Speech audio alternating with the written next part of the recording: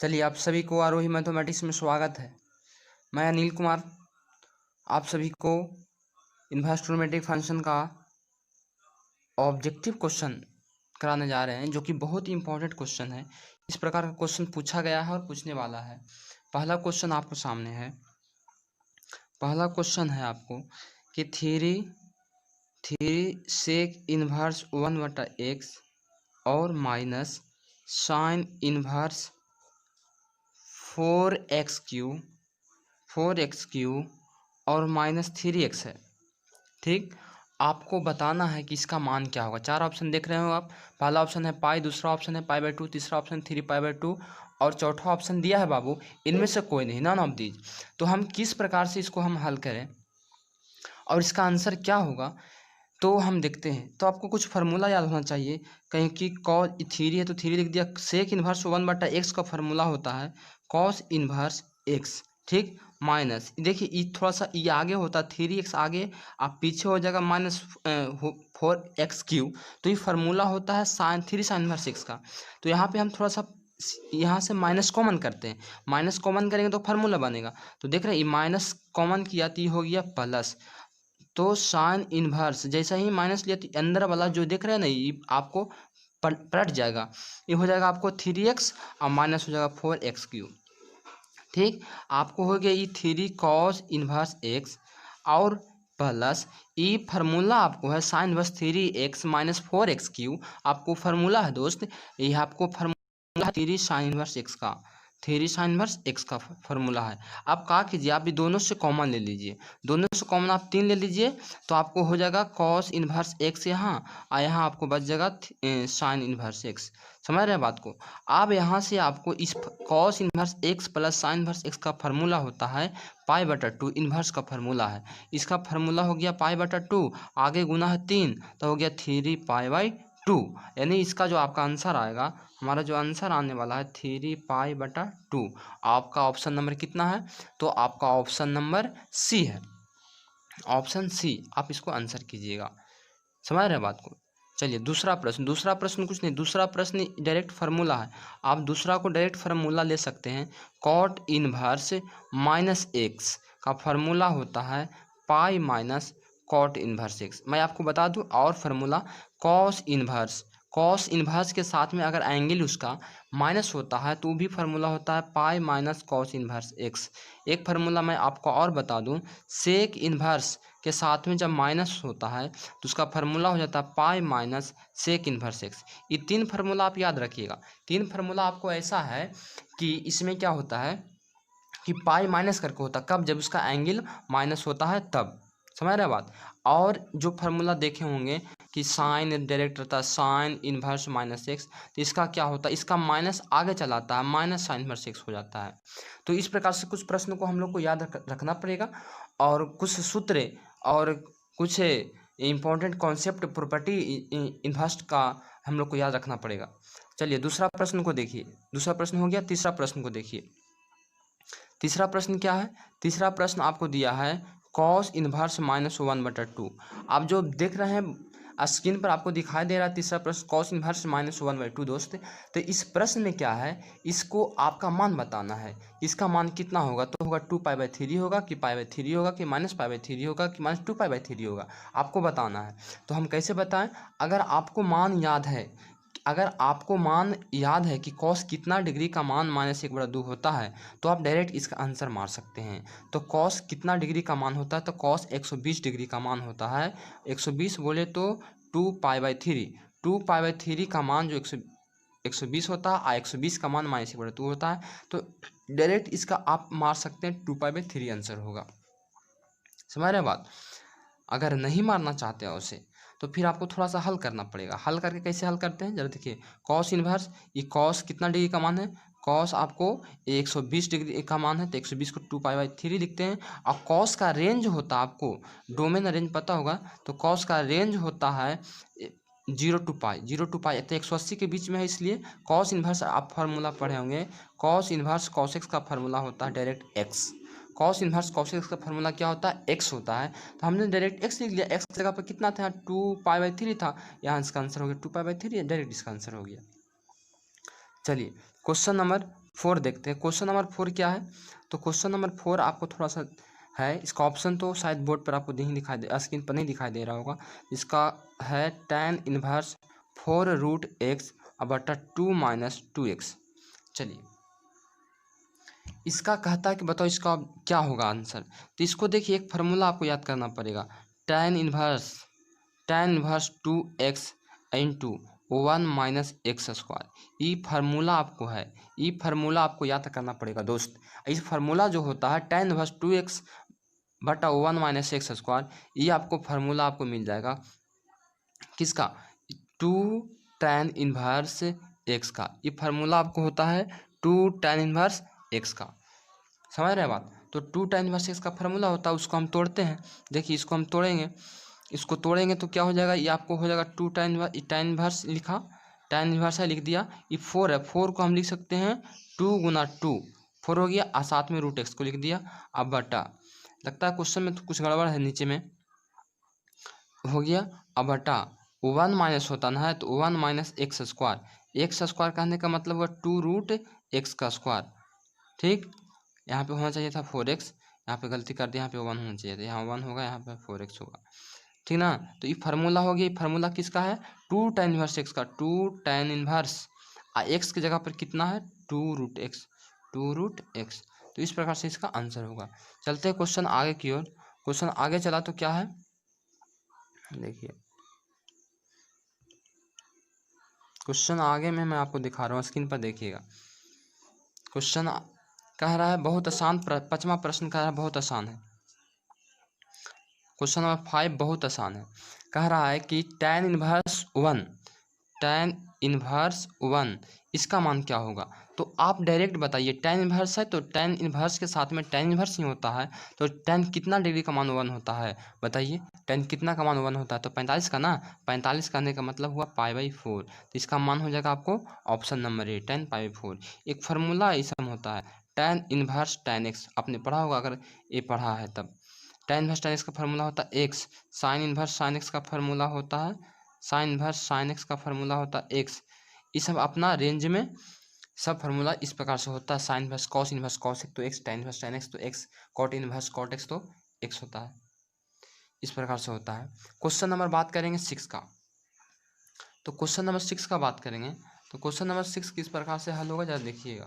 Question number 6 जो आपको मिलेगा इस प्रकार से। क्वेश्चन 6 इस प्रकार से हम हल कर सकते हैं इसको। देखिए, दिया है tan inverse 1/2 plus tan inverse 1/4। ठीक, अब इस प्रश्न को आपको हल करना, तो इस प्रश्न को हल करने से पहले आपको कुछ फार्मूला याद करना होगा। कुछ फार्मूला याद करना होगा, वो मैं आपको यहाँ पे लिख देता रहा हूँ। tan inverse x plus tan inverse y का फार्मूला होता है।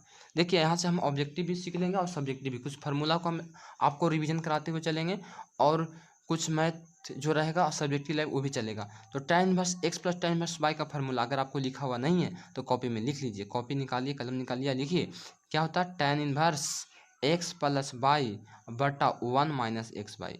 आपको क्वेश्चन नंबर 6 इसी फार्मूला पर आधारित है। बताइए इसका ऑप्शन क्या होगा, कौन सा आंसर होगा?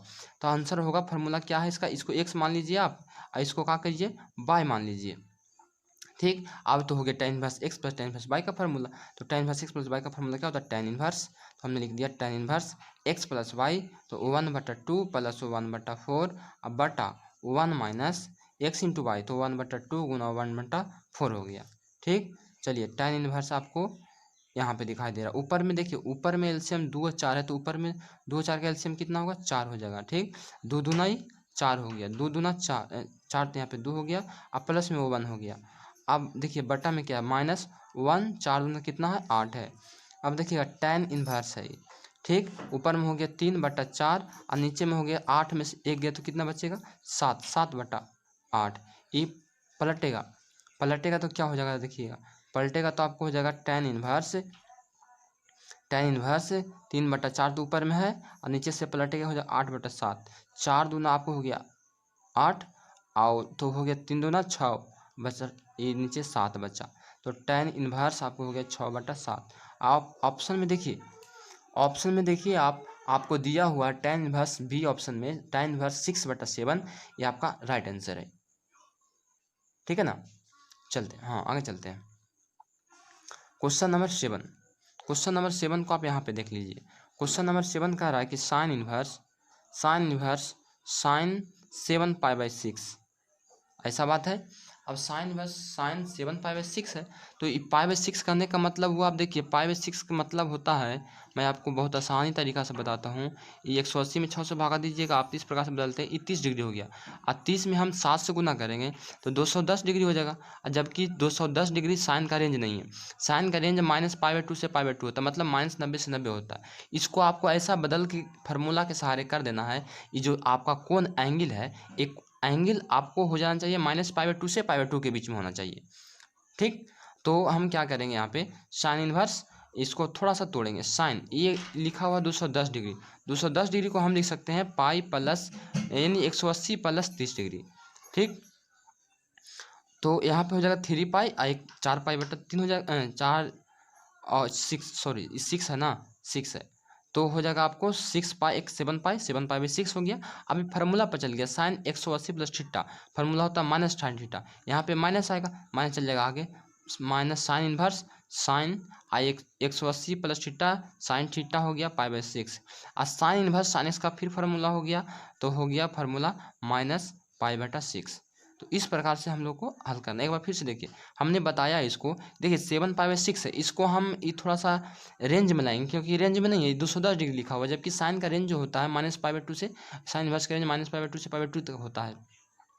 हमने सबसे पहले इसको रेंज में लाने के लिए छोटा किया, 180 में 30 डिग्री जोड़ा, तो साइन 180 प्लस थीटा का फार्मूला आपने पढ़ा होगा, साइन 180 डिग्री प्लस थीटा आपने पढ़ा होगा दोस्त, इसका पढ़ा होगा क्या होता है, साइन थीटा ही होता है, माइनस में साइन थीटा होता है, तो माइनस में माइनस को हमने बाहर निकाल दिया, साइन इनवर्स हो गया, साइन थीटा का π/6 हो गया। अब यहाँ के फार्मूला जो कि पीछे भी बताया, साइन इनवर्स साइन एक्स का फार्मूला क्या होता है, एक्स होता है, साइन इनवर्स ऐसे साइन इनवर्स साइन एक्स का फार्मूला आपको एक्स मिलेगा। तो हमने एक्स, अब एक्स के स्थान पर कितना है, -π/6, आगे था -π/6 को लिख दिया, आपका ये आंसर हो गया। चलिए क्वेश्चन नंबर 8 देखिए, क्वेश्चन नंबर 8 कह रहा है आपको कह रहा है कि 2 tan इनवर्स x बराबर, क्वेश्चन देखिए स्क्रीन पर, क्वेश्चन देखिए 2 tan इनवर्स x बराबर, एक किसके बराबर है, आपको ऑप्शन में दिया है। ठीक, 4 प्रकार का आपका ऑप्शन है, तो 4 प्रकार का आपका ऑप्शन है, चारों में देखिए, तो 2 tan इनवर्स x का फार्मूला होता है, 2 tan इनवर्स x का फार्मूला होता है, साइन में दिया तो साइन में होता है साइन इनवर्स 2x/1 - x²। आपका राइट आंसर कौन होगा, तो आपका राइट आंसर आपको ऑप्शन ए होगा, ऑप्शन ए होगा, समझ रहे बात, आपका ऑप्शन ए राइट आंसर होगा।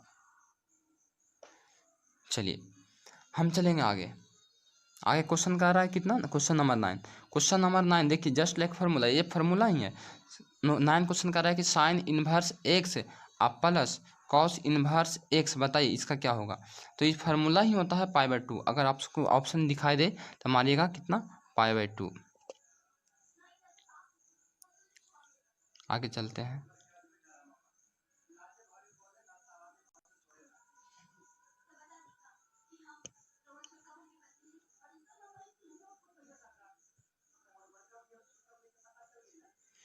चलिए क्वेश्चन नंबर हम चलते हैं आगे, क्वेश्चन नंबर कितना चलेंगे, तो क्वेश्चन नंबर चलेंगे 10, शायद खत्म हो गया, 11 आते हैं। क्वेश्चन नंबर 11 कह रहा है कि tan इनवर्स 2x/1 - x प्रतिलोम त्रिकोणमितीय फलन है, आपको बताना है tan इनवर्स।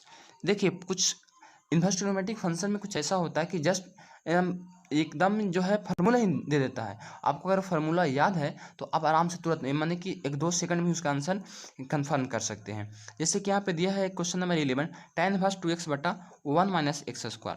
ठीक, तो यहाँ पे जो क्वेश्चन दिया है जस्ट फार्मूला है, आपको फार्मूला अगर याद होगा कि ये फार्मूला जो होता है 2 tan इनवर्स x का होता है, तो आपको इसका आंसर चूज करने में कोई दिक्कत, कोई भी परेशानी नहीं होगा, आप इसका आंसर तुरंत चुन सकते हैं कि 2 tan इनवर्स x कहाँ है, तो ऑप्शन नंबर डी में है, समझ रहे बात को। चलिए क्वेश्चन नंबर 11 हो गया, क्वेश्चन नंबर चलते हैं 12 की ओर, क्वेश्चन नंबर 12, क्वेश्चन नंबर 12 में क्या आपको रखा है, क्वेश्चन नंबर 12 में आपको दे रखा है कि 2 tan inverse 1/3 plus tan inverse इतना है, थोड़ा सा लंबा प्रोसेस करने वाला है, थोड़ा सा लंबा। आप देखिए थोड़ा सा लंबा क्या होगा, मैं आपको बताता हूँ। इसमें थोड़ा सा लंबा ई होने वाला है क्वेश्चन नंबर 12 में कि 2 tan 1 ए देखा 2 tan 1 दे रखा है हम लोग को।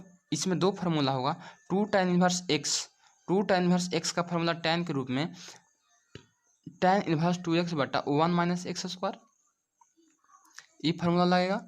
और एक बार फिर फार्मूला लगेगा tan 1 x plus tan 1 y। ये formula tan 1 x plus y बटा 1 - x/y। समझ रहे आप ये मत सोचिए कि यह सिर्फ ऑब्जेक्टिव है, ऑब्जेक्टिव के साथ साथ समझिए आपका 2 नंबर का सब्जेक्टिव भी क्लियर हो रहा।